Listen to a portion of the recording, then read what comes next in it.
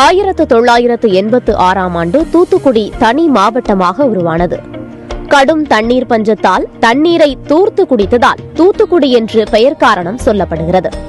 தூத்துக்குடி நகரசபை தலைவராக இருந்த திரு குரூஸ் பெர்னாந்து முயற்சியால் இலங்கையிலிருந்து கப்பலில் தண்ணீர் கொண்டு வரப்பட்டது. புன்னை காயலில் முதல் தமிழ் கல்லூரி தோற்றுவிக்கப்பட்டது. 1536இல் பனிமயமாத ஆலயம் தோற்றுவிக்கப்பட்டது. பாண்டியர்களின் துறைமுகமாகவும் முத்துக்குளி துறைமுகமாகவும் விளங்கிய கொற்கையின் அக்கசாலை தெருவில் நாணயங்கள் அச்சடிக்கப்பட்டிருக்கின்றன.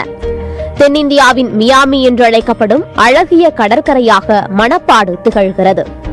இரும்பு செம்பு காலங்களைச் சேர்ந்த நாகரிகங்களை வளர்த்தெடுத்த ஆதிச்சநல்லூர் என்னும் ஒரு புராதன பண்பாட்டு சின்னம் தூத்துக்குடி மாவட்டத்தில்தான் உள்ளது.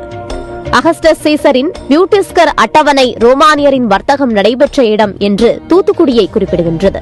சோல்சியம் இண்டோரம் என்ற பெயரில் குறிப்பிடப்படுவது தூத்துக்குடியாகும்.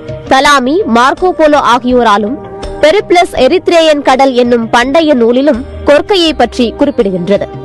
பாஞ்சாலங்குறிச்சியின் கட்டபொம்மன், எட்டயபுரம் பாரதி, ஓட்டப்பிடாரம் வ.உ. சிதம்பரனார், மாடசாமி, மணியாச்சியில் ஆஷ்துரையை சுட்டுக் கொன்ற வாஞ்சிநாதன் என்று வீரம் விதைத்தவர்கள் ஏராளம். வ.உ.சி. கைதானதை தொடர்ந்து ஏற்பட்ட திருநெல்வேலி கலகம் இந்திய விடுதலை போரின் மிக முக்கியமான காலகட்டமாகும். வெள்ளையர் வெளியே நடமாட அஞ்சிய காலம் அது. தூத்துக்குடியில் 1842ஆம் ஆண்டு கலங்கரை விளக்கம் நிறுவப்பட்டது. 1866ஆம் ஆண்டு முதல்நிலை முனிசிபாலிட்டியாக தூத்துக்குடி உருவானது. 1964ஆம் ஆண்டு தூத்துக்குடியில் புதிய துறைமுகம் உருவானது. நவ திருப்பதிகள் எனும் வைணவ தலங்கள் அமைந்துள்ள ஸ்ரீவைகுண்டம் தாலுகா தூத்துக்குடியில் உள்ளது.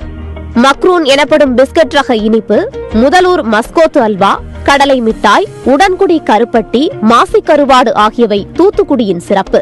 இந்தியாவிலேயே கல்லினால் ஆன நாதஸ்வரம் இருப்பது ஆழ்வார் திருநகரியில் மட்டும்தான். குமரகுருபரர், நம்மாழ்வார் ஆகியோர் வாழ்ந்த இடம் ஆழ்வார் திருநகரி.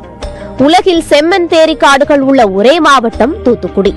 கடலில் உள்ள பவளப்பாறைகள் புயல், சுனாமி போன்ற இயற்கை சீற்றங்களிலிருந்து பாதுகாக்கும் புவியியல் அமைப்பை உடையது.